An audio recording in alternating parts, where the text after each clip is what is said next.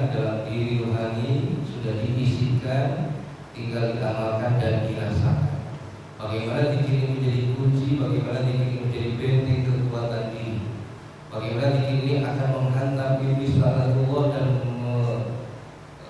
menahan hawa nafsu dalam diri. Amalkan nanti akan dirasakan. Nah, sekarang yang kedua zikirnya ini yang lebih utama, yaitu yang disebut zikir khafi. Kenapa lebih utama? Karena zikir ini yang kedua ini zikirnya hati kepada Allah yang tidak terbatas waktu dan tempat. Kita diperintah Allah itu ibadah itu harus 24 jam mestinya. Selama ini hanya badan jasmani yang kita gunakan untuk mengabdi kepada Allah, sementara badan jasmani terbatas waktu dan tempat. Maka ada rohani yang harus beribadah. Dan zikir khafi ini zikirnya rohani. Jadi hati yang berzikir, bukan lisan, zikir khafi itu. Jadi hati itu, badan kita di sini hati bisa kemana-mana. Nah, maka bersyukur malam ini kita semua Allah beri kita taufik agar hati berzikir. Nah, jadi zikir khafi itu zikir hati. Hati itu posisinya 2 jari di bawah susu kiri. Ini bukan hati jasmani, tapi hati rohani.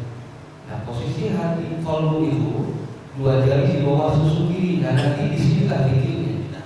Oleh karenanya nanti pada saat diberikan bagaimana cara ini, cara zikir khafi ini, nanti kepalanya nunduk, hanya nunduknya begini.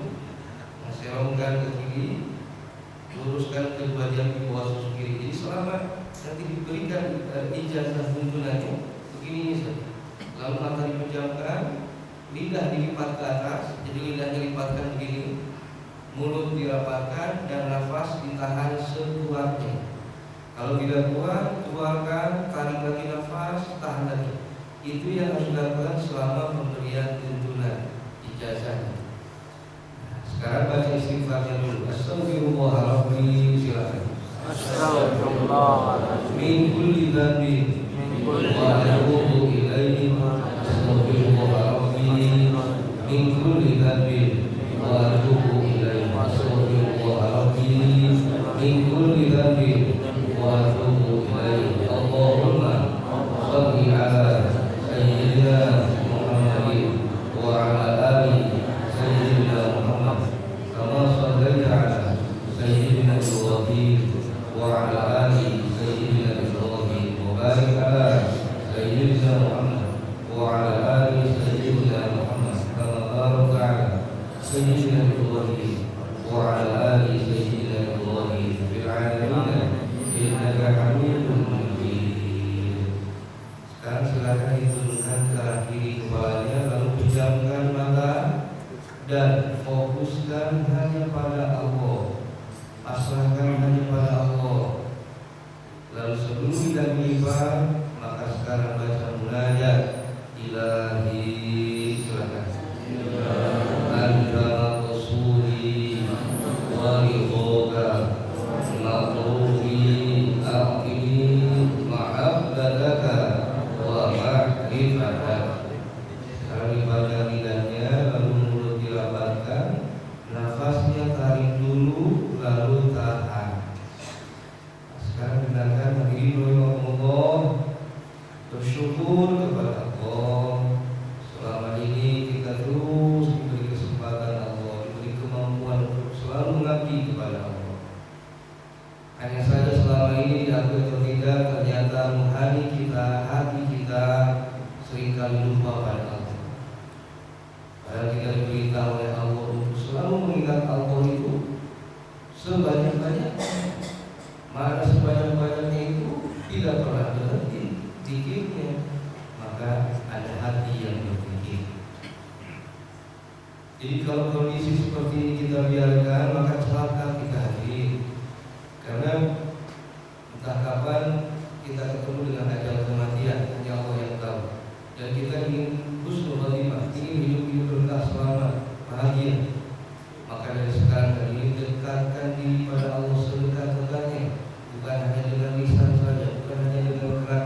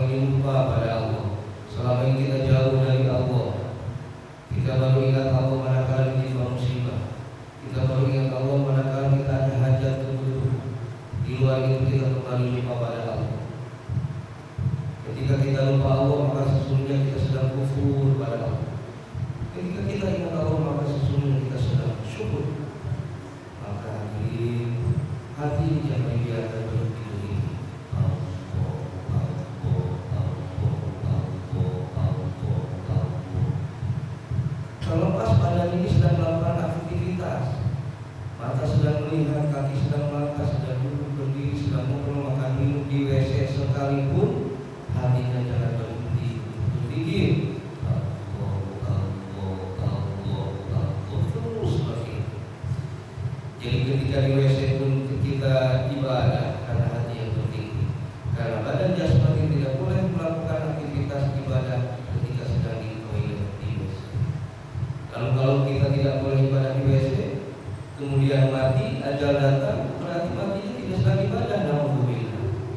Tapi ada hati yang bertinggi, bersyukur.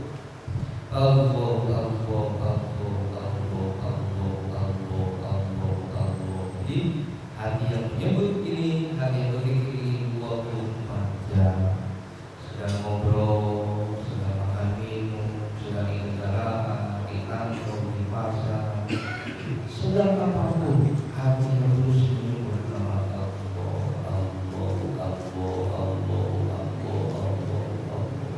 Dalam setiap perintah kita, dalam setiap hidupan nafas kita.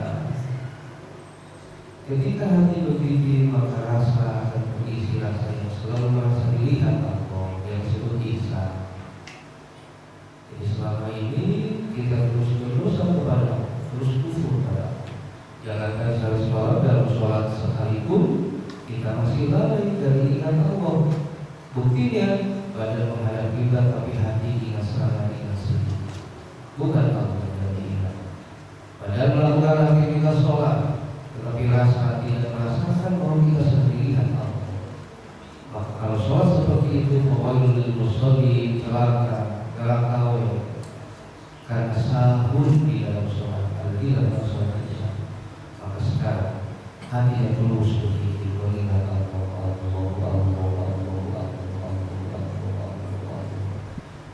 Kata Allah, ketika hamba berpikir ingat Allah, Allah mengingat hambanya. Artinya Allah tidak akan membiarkan hambanya yang berpikir ada dalam situasi musibah, kesulitan, kepayahan. Tidak akan membiarkan, karena Allah akan beri pertolongan, akan Allah jaga diri ini sehingga iblis laknatullah akan mampu menyesatkan. Karena Allah yang menjaga nafsu dikendalikan Allah bermainkan. Allah. Teruslah seperti hati. Inilah itu kopi hati. Di 24 jam pikirnya tidak pernah berhenti. Baik, sekarang baca Sayyidina, silakan. Muhammad Rasulullah sallallahu alaihi wasallam. Amin ya Allah ya rabbal alamin. Allahumma shalli ala Muhammad. Rabbana bainana wa bain qawmina bil haqqi wa anta khairul fatihin wa Rabbana atina fid dunya hasanah wa alhamdulillahi rabbil alamin wal fatiha. A'udzu billahi minasyaitonir rajim. Bismillahirrahmanirrahim.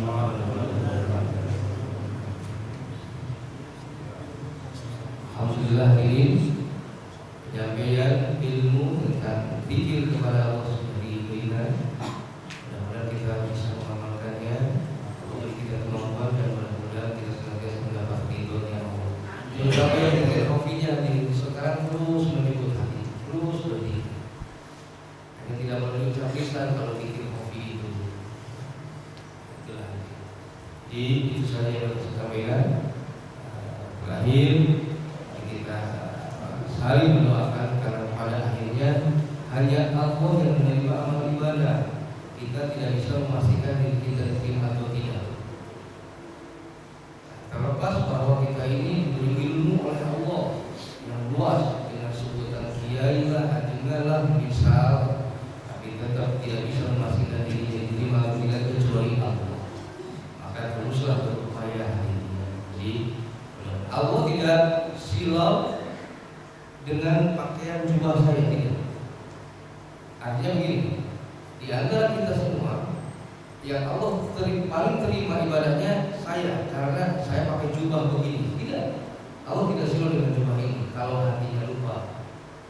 Beruntung Bapak yang baru mendapat tuntunan zikir ini, sekalipun Bapak ini secara kasarnya ilmunya hanya pas-pasan, jelas tidak mondok misal, tetapi hatinya terus berzikir mengingat Allah, maka mulia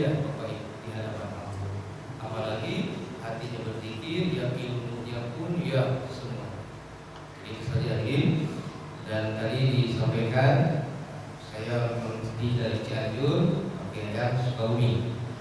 Nama saya Sekaligus Taharu, nama saya Nasir Samsudia Budaya. Mohon doanya. Di samping juga saya berhadapan dengan atau punya tugas amanah dari guru untuk menyampaikan materi ini.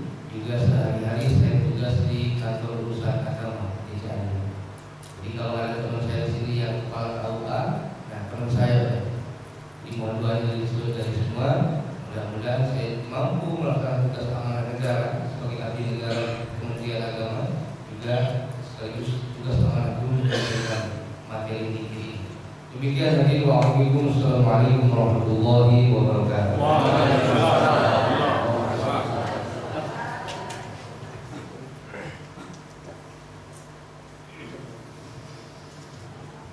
Assalamualaikum warahmatullahi wabarakatuh. Waalaikumsalam. Bismillahirrahmanirrahim. Alladzi amarna bil i'zami wal ikrami bi maulidi rasulih walladzi amarna bi talabi ilmihi wa jihadin fi sabilih.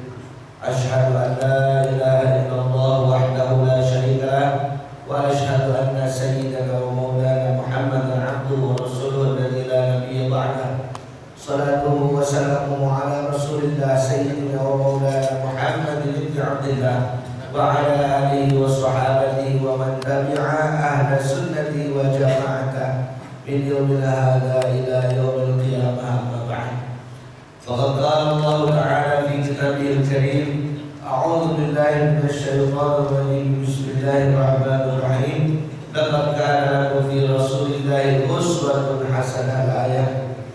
وقال أيضا كما أرسلنا فيكم رسولا منكم يتلو عليكم آياتنا ويزكيكم ويعلمكم الكتاب والحكمة ويعلمكم ما لم تكونوا تعلمون فاذكروني أذكركم واشكروا لي ولا تكفرون. الله ورسوله أعلم بحقيقتكم. Hadratul mukarramin wal muhtaramin al-ulama wa su'ama, para kiai, para hadirin, para ulama sekalian, untuk khusus guru saya Kiai Yasir Samsudia Budaya yang barusan beliau sampaikan adalah ijazah La ilaha illallah beserta zikr khafi. Supaya apa? Supaya kita mendapatkan kunci. Kenapa? Karena para ulama mengatakan miftahul jannah la ilaha illallah.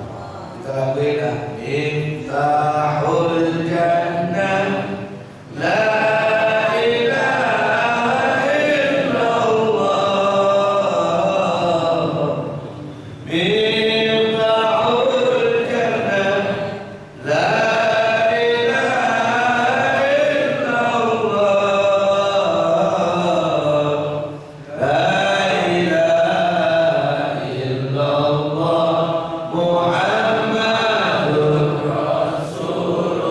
Ini namanya kunci masuk surga itu la ilaha illallah. Tadi sudah diijazahkan kepada kita supaya lebih legal la ilaha illallah yang sudah kita baca oleh beliau, gratis, tidak usah bayar. Saya kebayang kemarin saya diajak teman saya ke Bukit Sentul, Bang, ikut yuk ke rumah saya. Ngapain? Ya ngopi-ngopi lah sambil doain rumah. Oh, rumahnya di Bukit Sentul Blok A1. Itu rumahnya hampir 3 hektar. Rumahnya itu katanya 1 hektar itu rumah. Tapi sampai di situ nggak dibayar masuk.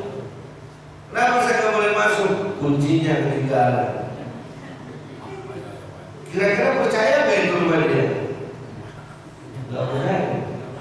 Kalau benar katanya rumah dia, tapi nggak bisa masuk karena kuncinya nggak ada.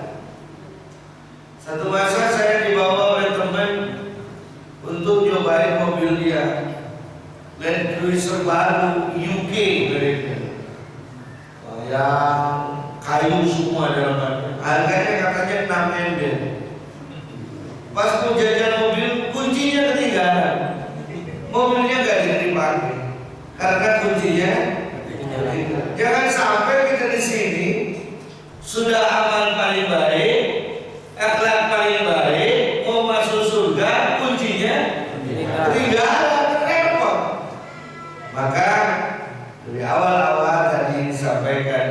membaca La ilaha illallah ditanamkan dalam diri kita agar setiap apa yang kita baca langsung masuk ke gudang kita, masuk ke surga. Amin ya rabbal alamin.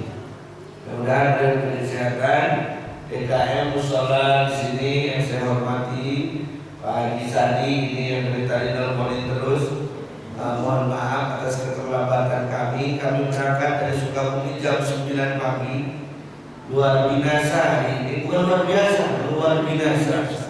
Hari ini kami harus 12 jam berada di atas kendaraan, turun istirahat sholat Jumat di Cianjur, lalu melanjutkan perjalanan menuju puncak karena harus menyebut rute asal dari Cianjur.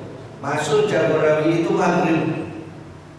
Masuk Jagorawi maghrib harus mengantar dulu ikhwan kami, saudara kami ke Ciledug karena tadi mau saya tinggalkan di kampung rambutan, takutnya ada malu orang tua gitu, boro-boro ditojos langsung terus tarik pingsan. Masalah lagi kita anterin, akhirnya kita bawa lagi ke sini dan jam seginilah dan Allah mempertemukan kita. Jadi mohon maaf atas keterlambatan kami datang ke sini. Pengennya kami itu maghrib sudah sampai di sini, biar ketemu makan dulu, ketemu nasi dulu, saat ceramah juga wajahnya masih seger-seger. Saya ini juga seger-segernya. Nah kalau jam segini repot ini, yang dagang udah ngantuk, yang ngomong udah apa? Jadi kalau cek udah saudara ujungnya di dalam jeung rerega, itu bikin buruk dia ke bawah edan. Baik, hadirin rahimakumullah dan juga ibu-ibu, bapak-bapak yang saya hormati, saya cintai, saya banggakan dan insyaallah dimuliakan oleh Allah Subhanahu wa taala. Amin ya rabbal alamin.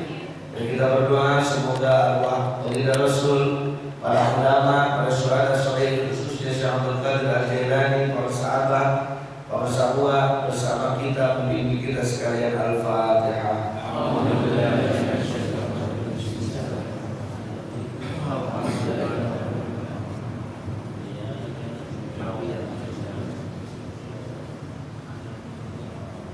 Hadirin rahimakumullah, malam ini adalah peringatan Maulid Nabi Muhammad sallallahu alaihi wasallam.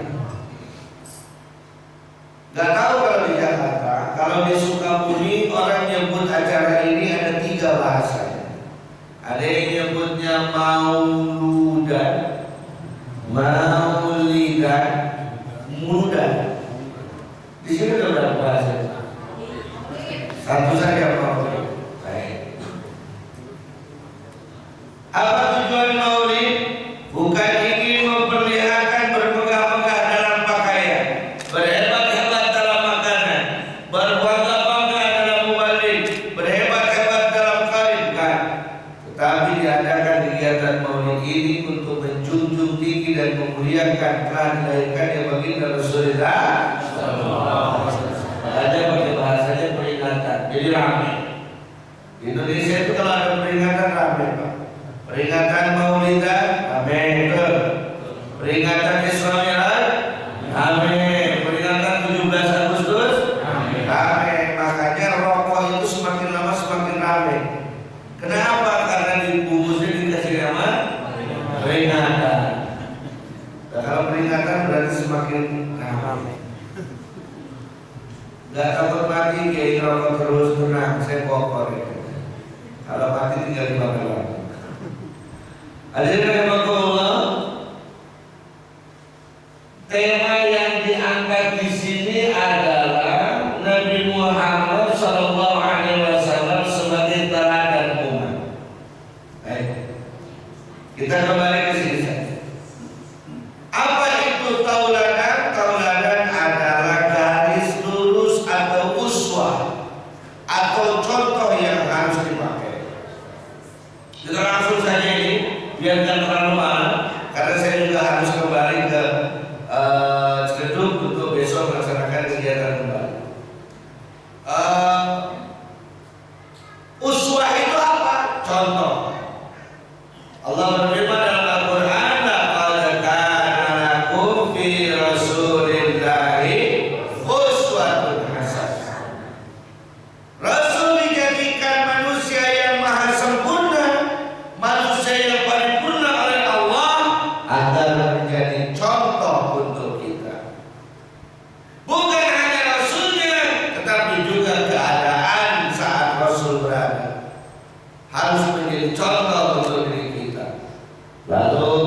tidak sedikit segelintir orang yang mengatakan bahwa ngapain harus mulia-muliain Rasul? Dia kan hanya orang biasa.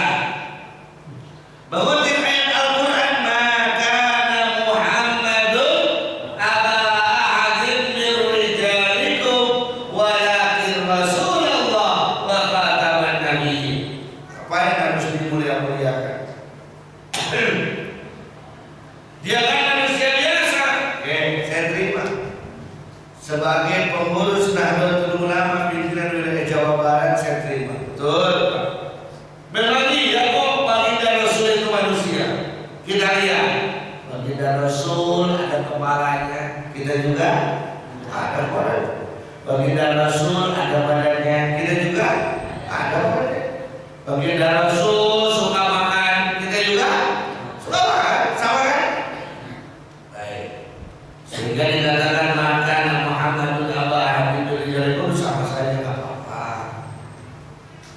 Tetapi yang ingin saya pertanyakan, orang yang mengatakan Nabi Muhammad biasa saja dikutip dari ayat tersebut, dasarnya beliau dari apa? Ilmu alatnya seperti apa? Karena menurut saya, dia belajar di Jauhar Maknun, belajar di Uqulul Juman, belajar di ilmu balaghah, yang di dalamnya ada ilmu ma'ani, bayan dan badi'ah.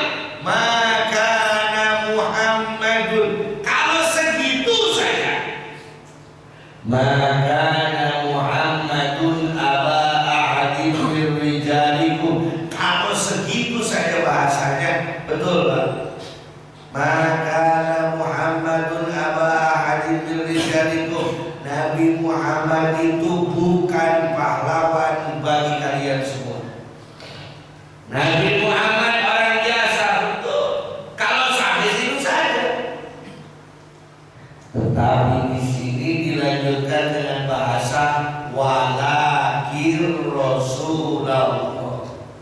Tetapi juga beliau adalah utusan Allah. Maka makna bahasa Indonesia ini begini: Nabi Muhammad itu bukan hanya sebagai seorang pahlawan, tetapi juga utusan Allah.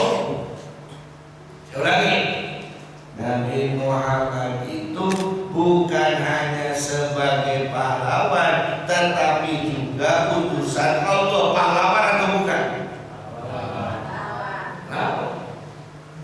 Si Aang itu kalau makan pisang bukan dalamnya aja, tetapi dengan cangkang-cangkangnya. Dalamnya dimakan apa enggak?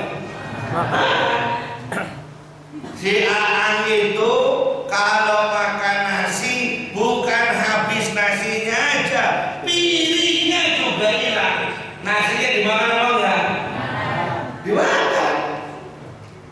Begitupun Nabi Muhammad itu bukan hanya pahlawan bagi orang tuamu, tetapi juga utusan Allah. Jadi beliau pahlawan atau bukan? Pahlawan. Begitu cara memaknai dalam Al-Quran.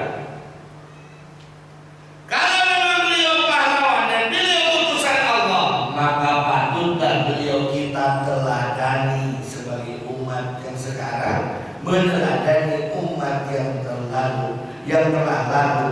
Wal tanzur nafsum ma qaddamat liqad, teladanilah umat-umat sebelummu untuk menghadapi kehidupan yang akan datang. Hebat sekali teman. Dan kalau kita kupas tuntas, kemungkinan sampai zuhur hari esok gak akan selesai. Yang repot bukan ibu bapak yang mendengarkan, saya tahu ibu bapak bersemangat. Yang repot saya yang ngomong. Segini aja sudah uyuhan kalau kata orang sudah. Baik, mari kita lanjutkan. Ibu bapak yang saya hormati, saya mau tanyakan, Islam zaman Rasulullah SAW hebat atau tidak? Hebat atau tidak? Ada yang tidak, ada yang hebat. Hebat atau tidak?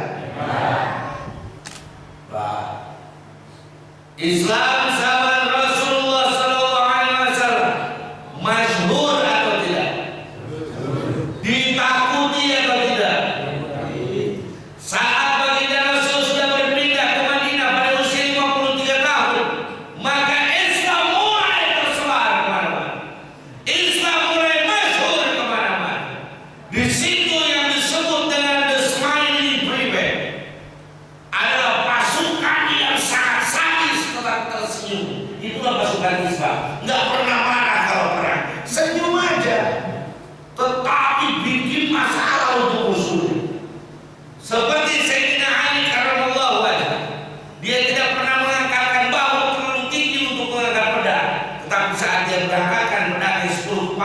tahlilan.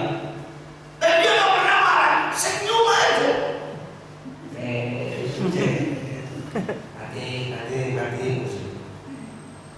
Ada lagi orang yang kecil badannya, namanya Abdullah bin Mas'ud, yang kepalanya saya sama dengan dengkul baginda Rasul, penek-penek penjelma itu. Biar dia kata kecil badannya, ditanya pada Sayyidina Ali, lah, ya, lu badan kecil begitu, bawa pisau mana? Kata Sayyidina Ali, pisau. Padahal mulut Abdullah bin Mas'ud itu pedang. Iya, karena badannya pendek, dia bilang mau pedang. Tapi kalau kata Sayyidina Ali, dia bilang apa? Pisau. Emang lu mau ngegorok siapa? Badan kecil begitu. Apa kata Abdullah bin Mas'ud? Baginda Rasul, boleh semua berperang, tetapi urusan kepala Abu Jahal, nih urusan saya. Hebat gak Pak? Kan rajanya suku Quraisy waktu itu Abu Jahal. Itu badan yang kecil begitu, dia ngomong urusan musuh yang lain silakan, urusan menggawa Abu Jahal, nih urusan saya. Itu semua sahabat ketawa ngakak. Badan paling kecil, ngomong paling gede. Tapi nggak begitu dalam dunia Islam. Siapa yang membunuh Abu Jahal? Adalah Abdullah bin Mas'ud, seorang yang berbadan kecil itulah yang memenggal kepala Abu Jahal. Itulah kehebatan umat Islam. Bukan hanya dalam berperang, dari sisi ekonomi Islam bisa mendongkrak ekonomi Madinah menjadi pusat perbelanjaan dunia. Bukan hanya di situ, dari sisi pertanian Islam bisa mendongkrak Madinah menjadi pusat kurma dunia. Hebatnya Islam di situ. Hebat apa enggak Pak? Bapak bayangkan, sampai hari ini Sayyidina Utsman bin Affan masih ada kebunnya, masih ada sumurnya, masih ada banknya, masih ada hotelnya. Itu hotel Dallah Taibah adalah wakaf dari Sayyidina Utsman bin Affan. Orangnya udah kemana tahu, duitnya masih berputar sampai hari ini. Hebatnya Islam waktu itu bisa menguasai dunia. Kerajaan Mesir takut, Irak takut, Romawi takut menghadapi umat Islam. Hebat apa tidak?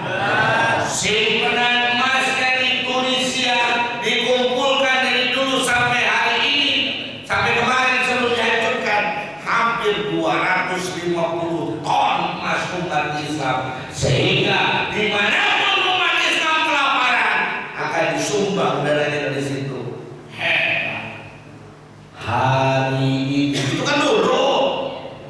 Dan kita ngomong sekarang, hari ini di dunia Islam sedang hebat atau sedang susah? Lihat di TV, lihat di media sosial, lihat di WhatsApp, lihat di Facebook, lihat di mana-mana. Umat Islam dunia hari ini sedang sengsara.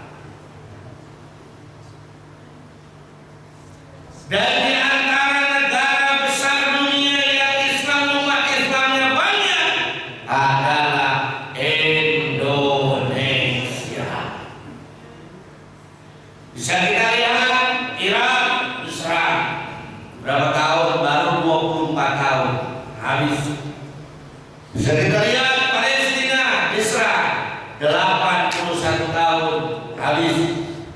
Bisa kita lihat Libya 13 tahun habis. Bisa kita lihat Suriah 11 tahun habis. Tapi katanya Indonesia yang dijajah 350 tahun tapi bisa bangkit dan merdeka. Sekarang Indonesia menjadi mutiara dunia. Kenapa 350 tahun dijajah kok bisa merdeka?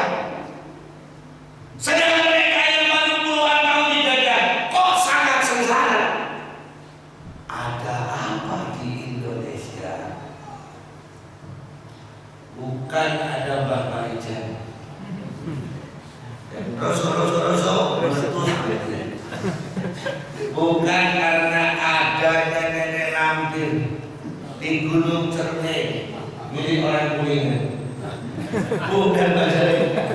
Bukan karena ada angling dharma yang saban hari terbang. Bukan. Tetapi di Indonesia ada sesuatu yang terpelihara dengan baik. Apa terpelihara dengan baik? Bajaknya manusia. Apa bajaknya manusia? Rasa. Orang Jawa bilang sukma, Sunda nyebut lemutan. Bahasa Indonesianya adalah rasa. Itu yang masih dijaga. Betul atau tidak? Betul. Orang Jawa ada angka ungkup, orang Sunda ada angka ungkup, orang di Jakarta ada tata krama, orang mana-mana masih ada budaya ketimuran. Itu yang menjadi dasar. Di mana pusatnya? Dalam rasa. Di mana ada rasa? Dalam kalbu, bukan di mata, bukan di telinga. Maka tadi guru kita Kiai Asep yang kedua kali membukukan, mengajarkan zikir yang diucapkan di dalam kalbu kita agar terpelihara rasa kita. Rasa ada, kekuatan ada, kekuatan ada, menanglah Islam di dunia. Kok gitu? Karena rasa gak pernah bohong. Mie sedap. Karena rasa adalah segalanya. Kecap bangun. Yang penting rasanya jarum super. Masa kalah sama ikan? Yang diutamakan dalam ikan juga bukan rupa, tetapi rasa. Di sini tidak tahu orang Jawa, nggak tahu orang Sunda, nggak tahu orang Palembang, nggak tahu orang Lampung, nggak tahu orang Bali, nggak tahu orang Papua. Kalau sudah datang ke Indonesia, jadinya rasa Indonesia, maka kuatlah kita. Bagaimana cara menghancurkannya? Mereka mendatangkan 3F. Berapa F? Orang Yahudi dan Nasrani itu buat 3F. Yang pertama fun, hiburan. Bagaimana caranya umat Islam di Indonesia lebih mencintai hiburan daripada pengajian? Bukti apa belum? Coba kalau malam ini diadakan dangdutan yang kayaknya Inul Daratista, trio makan di Sawahan, dua serigala penuh apa enggak? Sama teman-teman. Tapi karena yang diadakannya pengajian, ya segini juga sudah puluhan. Ya? Masih kurang. Bagaimana caranya hiburan ada tiap rumah umat Islam apa? TV. Masih kurang. Bagaimana caranya hiburan ada tiap tangan umat Islam apa? HP. Dulu tombol hati 5 warna. Baca Quran lan manane, wong kang saleh kumpulane. Hari ini tombol galau 3 warna. Ono sinyalan pulsane. Iya enggak? Ono kuota lan pulsane, ono sinyalan 4G, ono baterai dan charger. Damai. Dulu dipanggil di masjid dengan suara azan, kaki kita bangun. Hari ini dipanggil oleh suara telepon, baru bangun. Azan enggak dengerin, betul tidak? Nah itu. Dulu baca Quran sambil bawa motor bisa. Sekarang nulis SMS sambil bawa motor bisa. Qurannya kemana? Dulu dilihat hanya kalau ada yang telepon dan SMS. Hari ini nggak pugu yang telepon, nggak pugu yang SMS, tetapi HP terus dilihatin. Qurannya sudah mana? Maka semakin jauh dari kekuatan rasa aslinya, semakin lemah umat Islam di Indonesia. Baru satu kan? Faham. Sekarang yang berapa? Bantuin dong. Ini mata jangan dulu. Yang kedua, food, makanan. Bagaimana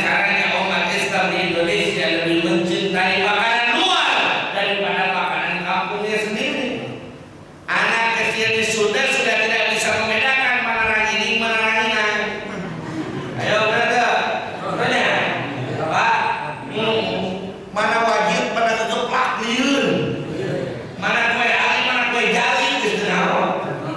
Tapi kalau KFC, CFC dan Pindona Pizza dia bisa membedakan.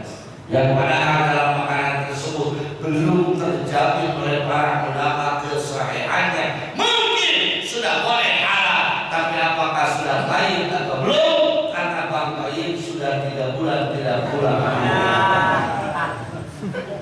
Ada yang berapa itu? Sekarang tinggal yang berapa? Fashion dandan. Bagaimana caranya para style berpakaian umat Islam di Indonesia lebih menyerupai dan mengikuti kafir daripada baginda Rasul? Terbukti apa tidak? Jangan terlalu banyak pembahasan.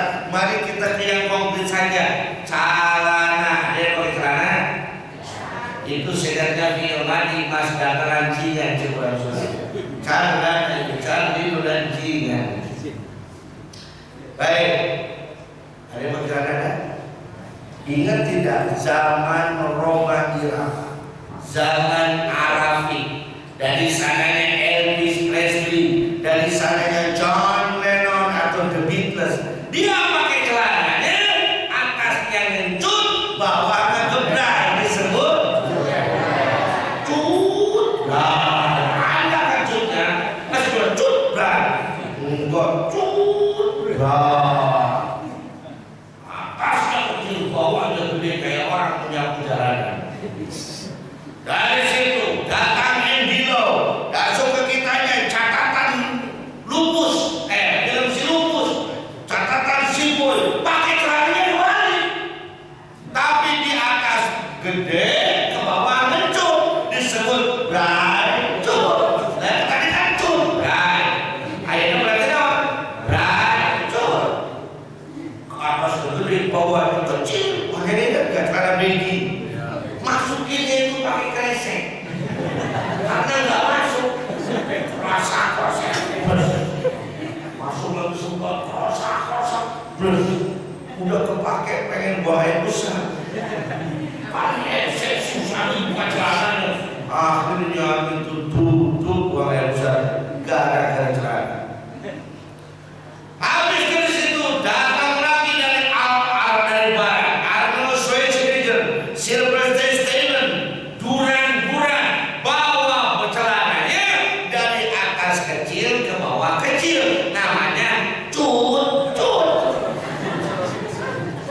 Dipakai sama ibu-ibu naik angkot, dilihat sama anak TK, lah anak TK nunjuk ibu-ibu di sana tempat lahir mereka.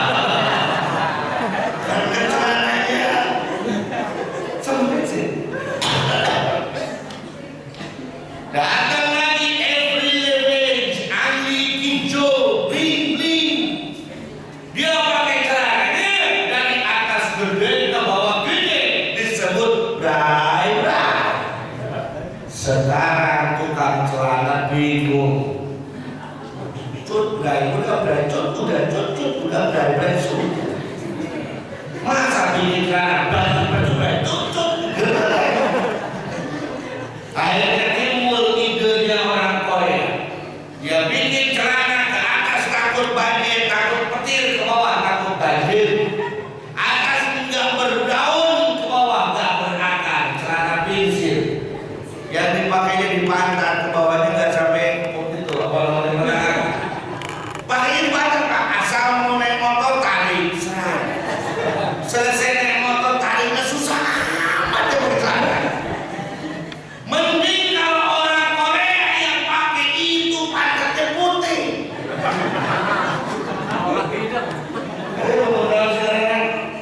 Ayo orang Rukom Jaya yang pantatnya banyak goreng bawangnya, kan sedih ya. Maka berhasil kita dijauhkan dari wajah kita, dijauhkan dari kekuatan utama bangsa Indonesia, dijauhkan dari kekuatan inti.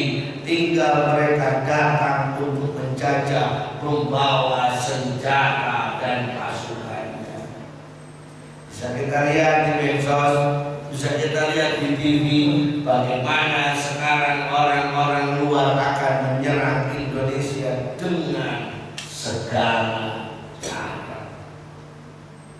Lalu apakah kita harus duduk terdiam menunggu dibantai?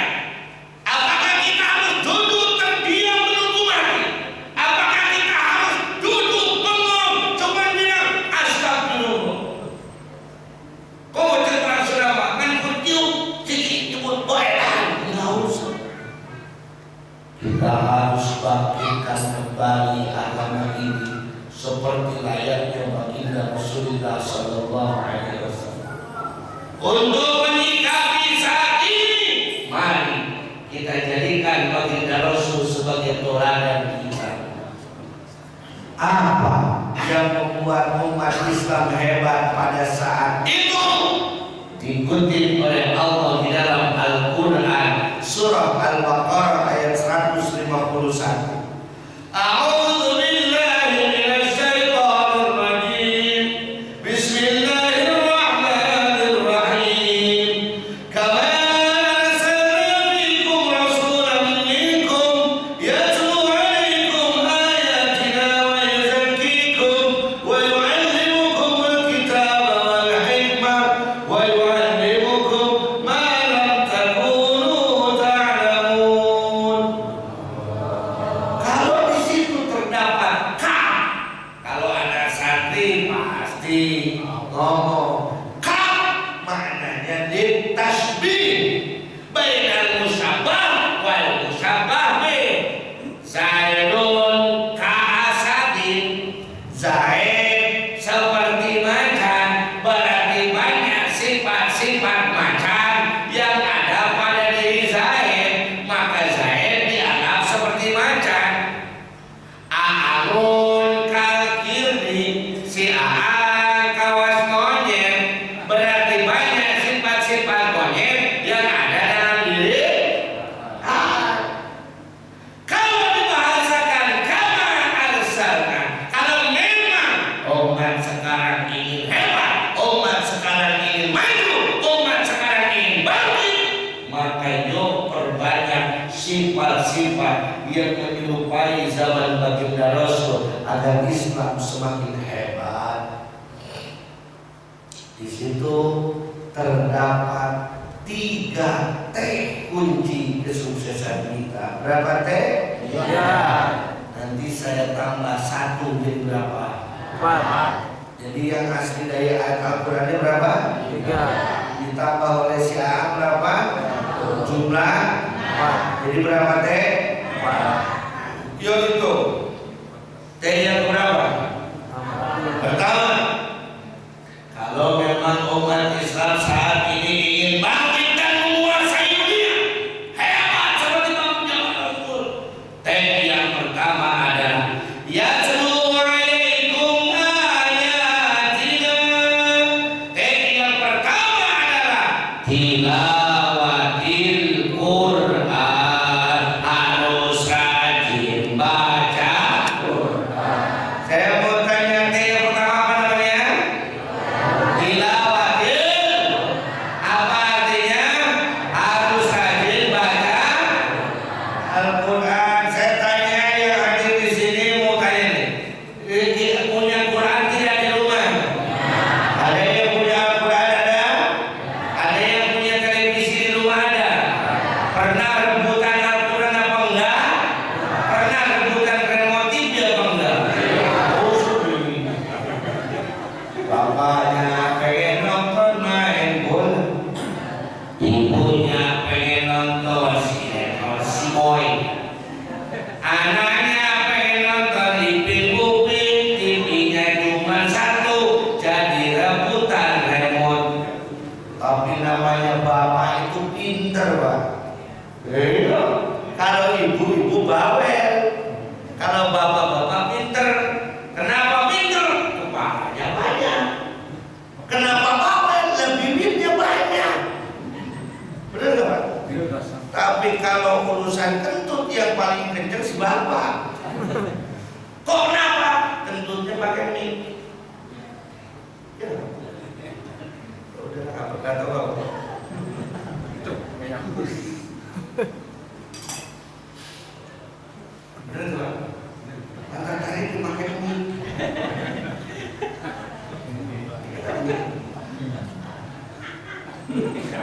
Ya, tapi enggak.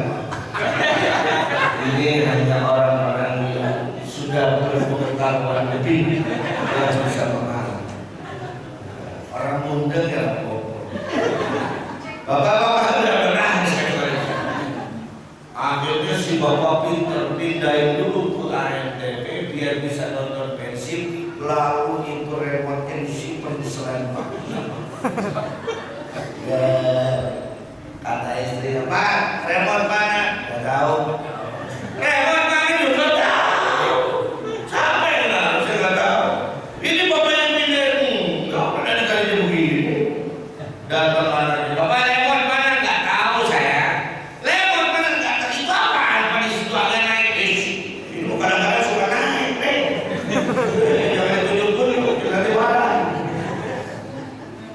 Terus kata ibunya, coba berdiri dulu sebentar, kalian dudukin. Pas berdiri bahkan remote-nya jatuh satu. Loh, kata si ibu, pantesan dari malam kuat banget. Pakai batu ya. Padahal ada apa? Rebutan remote. Pernah rebutan Quran apa enggak? Jadi kita ini rajin apa malas baca Al-Quran? Rajin apa malas? Rajin. Kalau ada orang meninggal, udah enggak? Ustaz, mau pinjam Quran. Kenapa? Ibu saya meninggal. Tahu-tahu rajin baca Quran kalau ada orang ngapain. Bener enggak? Nah kita mau tanya sekarang. Jadi baca Quran itu mesti rajin, mesti malas. Mesti rajin, mesti malas. Nah manusia mau baca Quran kalau ada orang yang. Jadi kalau mau rajin baca Quran harus rajin baca Quran meninggal gitu ya. Kan begitu. Rajin lagi. Oh ternyata mau rajin lagi. Kita itu rajin baca Al-Quran kalau ada orang yang meninggal. Sedangkan baca Al-Quran itu harus rajin, harus malas. Rajin. Bagusan rajin baca Quran kalau ada orang yang meninggal. Jadi kalau mau rajin baca Quran harus rajin ada yang sehari 50 rajin tapi setahun ya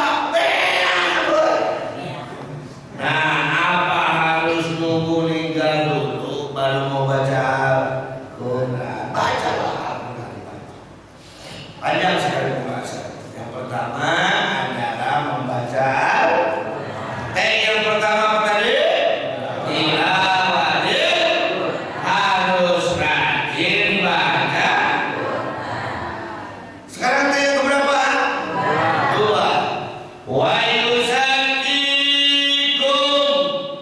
Yang kedua, tazkiyatun nafsi. Boleh diulangi?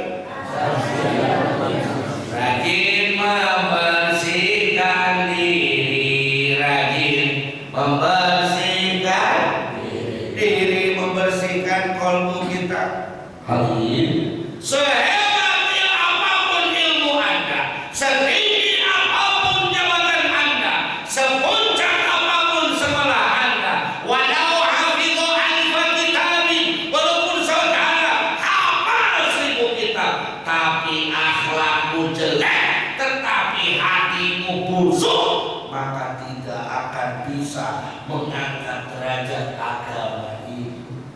Innama bu'ithu liutammima makarimal akhlak. Tugas utama Rasul adalah memperbaiki akhlak. Akhlak timbul dari hati yang bersih.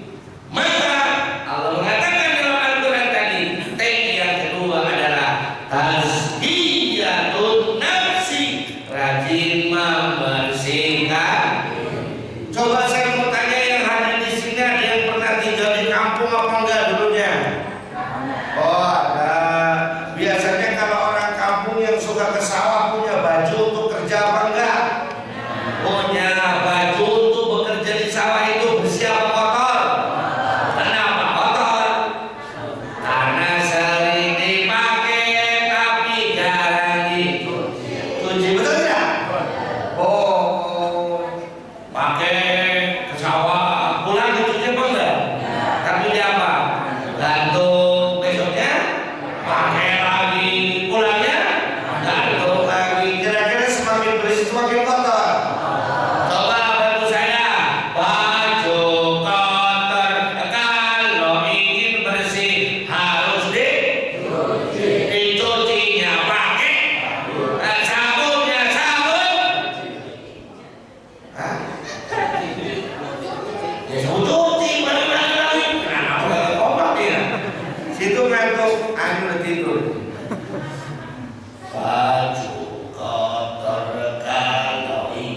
bersih harus dicuci. Dicucinya pakai sabun. Dan sabunnya sabun.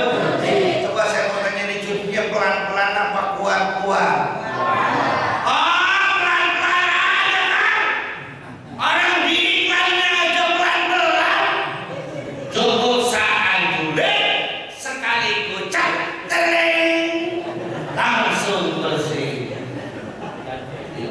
Iklan, dan iklan membohong, ya enggak?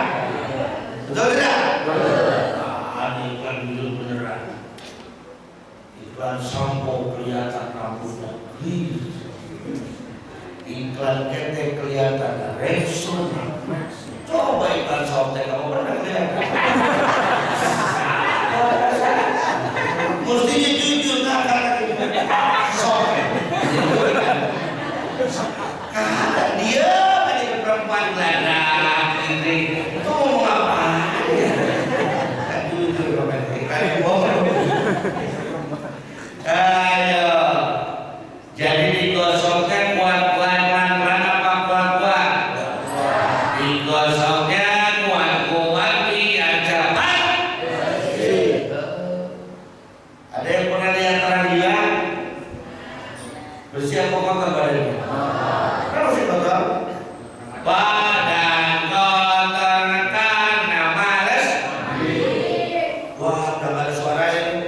Karena males mandi, kalau ingin bersih harus rajin mandi. Mandinya pakai sabunnya sabun.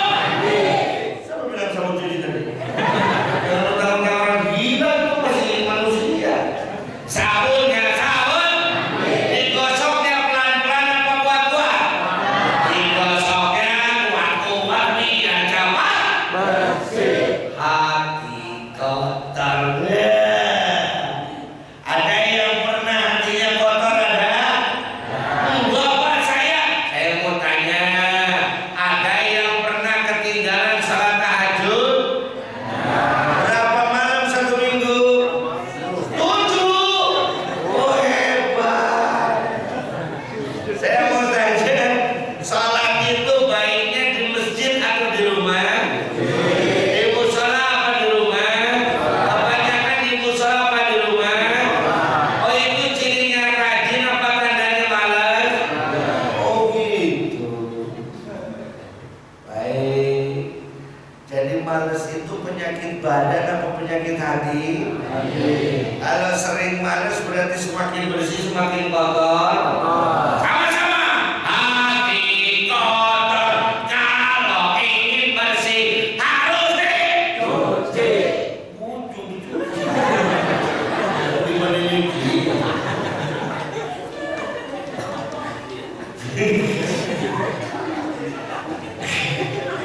Mama lagi ngapain di dapur nangis? Lagi cuci hati Pak. Gak apa-apa lah, kita pinjam dikit lah. Hati kotor, kalau ingin bersih harus dicuci. Dicucinya pakai mati. Iya. Mama bikinin kopi mah, kalau dicampur pakai rinso.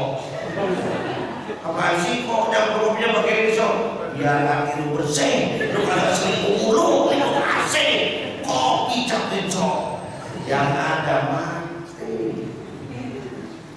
Pakai apa membersihkannya? Kembali kepada hadis Rasulullah. Likulli syai'in siqal. Setiap segala sesuatu ada alat untuk membersihkannya. Wasiqatul qalbi zikrullah. Alat untuk membersihkan hati, banyak zikir kepada Allah. Jadi kalau kita banyak zikir kepada Allah, insya Allah hati cepat. Kalau kita malas zikir kepada Allah, maka hati cepat kotor. Wa afdalu dzikri fa'lam annahu la ilaha illallah. Sudah diajarin belum sama Kiai Asep tadi? Nah itu tinggal diamalkan. Hati kotor, kalau ingin bersih harus dicucinya pakai dicucinya pakai dikirnya kuat-kuat apa pelan-pelan. Nah ini yang bingung. Lo tadi nyuci baju mesti kenceng, nyuci badan mesti kuat. Ngapain nyuci hati jadi pelan-pelan? Anu bingung. Pelan-pelan Kiai. Bagus. Tandanya hatinya sudah bersih. Nah kalau saya hatinya masih kotor karena kotorannya banyak, maka kita pakai hentakan la ilaha illallah. Ngapain kan? Nyuci illallah, la ilaha illallah, la ilaha. Kok kecil banget nih aja Pak? Itu setuju? Itu aja nggak usah. Apaan sih emangnya Allah itu tuli? Oke, saya pegang omongan Anda. Emangnya Allah itu tuli, berarti Allah tidak tuli. Yang suka tuli dan tidak tuli apa?